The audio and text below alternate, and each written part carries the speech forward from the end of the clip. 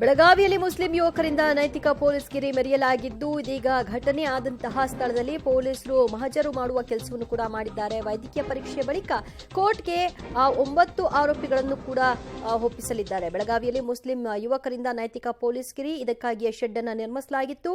ಆ ಶೆಡ್ ಸ್ಥಳಕ್ಕೆ ಈಗ ಪೊಲೀಸರು ಹೋಗೋ ಮೂಲಕವಾಗಿ ಸ್ಥಳ ಪರಿಶೀಲನೆಯನ್ನ ನಡೆಸಲಿದ್ದಾರೆ. ಜೊತೆಗೆ ಈಗ ಆ 9 ಮಂದಿ ಆರೋಪಿಗಳನ್ನು ಕೂಡ ಕೋರ್ಟ್ ಮುಂದೆ ಹಾಜರುಪಡಿಸುವಂತಹ ಪ್ರಕ್ರಿಯೆಗಳು ಕೂಡ ಇನ್ನೇನು ಕೆಲವೇ ಹೊತ್ತುಗಳಲ್ಲಿ ಆರಂಭ ಆಗುತ್ತೆ. SC/ST ದೌರ್ಜನ್ಯ ಕಾಯ್ದೆ ಅಡಿಯಲ್ಲಿ ಈಗ ದೂರು ದಾಖಲಾಗಿದೆ. ಆರೋಪಿಗಳ ವಿರುದ್ಧ ಕಠಿಣ ಕ್ರಮ ತೆಗೆದುಕೊಳ್ತೀವಿ ಅನ್ನುವಂತಹ ಭರವಸೆಯನ್ನು ಕೂಡ SP ನೀಡಿದ್ದಾರೆ. ಮತ್ತಷ್ಟು ಮಾಹಿತಿ ಪಡೆಯೋಣ ನಮ್ಮ ಪ್ರತಿನಿಧಿ ದಿಲೀಪ್ ರಿಂದ. ದಿಲೀಪ್, ಹಲ್ಲೆ ನಡೆದಂತಹ ಸ್ಥಳಕ್ಕೆ ಪೊಲೀಸರು ಆಗಮಿಸುವ ಮೂಲಕವಾಗಿ ಸ್ಥಳ ಮಹಜರು ಕಾರ್ಯವನ್ನು ನಡೆಸ್ತಾ ಇದ್ದಾರೆ. ಇನ್ನು 9 ಮಂದಿ ಆರೋಪಿಗಳನ್ನ ಕೋರ್ಟ್ಗೆ ಒಪ್ಪಿಸುವಂತಹ ಕೆಲಸ ಕೂಡ ಆಗ್ತಾ ಇದ್ದು ಅವರನ್ನ ಕಸ್ಟಡಿಗೆ ಪಡೆಯುವಂತಹ ಕೆಲಸಗಳೇನು?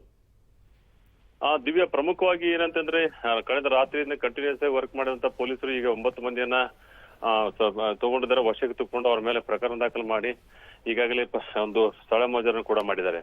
ಸ್ಥಳ ಮಹಜರ ಜೊತೆಗೆ ಬಹಳಷ್ಟು ಸಾಕ್ಷಿದಾರಗಳನ್ನ ಕಲೆ ಹಾಕಿರುವಂತದ್ದು, ಮತ್ತೆ ಅದೆಲ್ಲವನ್ನೂ ಕೂಡ ಚಾಪ್ಟರ್ದಲ್ಲಿ ನಮೂದು ಮಾಡಬೇಕು ಹಾಗೆ ಅಂತೇಳಿ ಪ್ಲಾನ್ ಮಾಡ್ಕೊಂಡಿರ್ಬೇಕಾದ್ರೆ ಈಗ 9 ಜನ ಇನ್ನೂ ಕೂಡ ಈ ಬಂಧಿತರ ಸಂಖ್ಯೆ ಹೆಚ್ಚಾಗುವ ಸಾಧ್ಯತೆ ಇದೆ. ಯಾಕಂತಂದ್ರೆ 17 ಜನ ಅಂತ ಹೇಳಿ ಅವರೊಂದು ದೂರನ್ನ ಕೊಟ್ಟಿದ್ದಾರೆ. ಆ ದೂರಿನ ಅನ್ವಯ ಇನ್ನೂ 17 ಜನ ಅಂದ್ರೆ ಇನ್ನಷ್ಟು ಜನ ಬಂಧನ ಆಗ್ಬೇಕು, ಇನ್ನು 8 ಜನ ಬಂಧನ ಆಗ್ಬೇಕು. ಆದ್ರೆ ಖಚಿತವಾದ ಮಾಹಿತಿ ಮೇರೆಗೆ ಎಲ್ಲರೂ ಎಲ್ಲಿದ್ದಾರೆ, ಹೇಗಿದ್ದಾರೆ ಅವರೆಲ್ಲ ವಿಚಾರವನ್ನು ಕೂಡ ಬೆಳಗಾವಿ ನಗರ ಪೊಲೀಸರು, ಅದರಲ್ಲಿ ವಿಶೇಷವಾಗಿ ಮಾಳಮಾರುತಿ ಹಾಗೆ APMC ಮತ್ತೆ ಏನು ಮಾರ್ಕೆಟ್ ಪೊಲೀಸ್ ಎಲ್ಲಾ ಪೊಲೀಸ್ ಅಧಿಕಾರಿಗಳು ಪೊಲೀಸರು ಕೂಡ ನಿನ್ನೆಯಿಂದ ಕಂಟಿನ್ಯೂಸ್ ಆಗಿ ಕೆಲಸ ಮಾಡಿ ಒಂದಿಷ್ಟು ಅರೆಸ್ಟ್ ಮಾಡಿದ್ದಾರೆ. ಮತ್ತೆ ಇನ್ನೂ ಬಂಧನ ಸಾಧ್ಯ ಹೆಚ್ಚಾಗುವಂತದ್ದು. ಮತ್ತೆ ಈಗಾಗಲೇ ಏನು ಎಲ್ಲ ನಾವು ಕ್ರಮ ತಗೋತೇವೆ ಅಂತ ಹೇಳಿ DCP ರೋನ್ ಜಗದೀಶ್ ಅವರು ಕೂಡ ಒಂದು ಪತ್ರಿಕಾಗೋಷ್ಠಿಯನ್ನು ಕೂಡ ನಡೆಸಿರುವಂತದ್ದು. ದಿವ್ಯಾ, ಥ್ಯಾಂಕ್ ಯು ದಿಲೀಪ್ ನಿಮ್ಮೆಲ್ಲ ಮಾಹಿತಿಗೆ.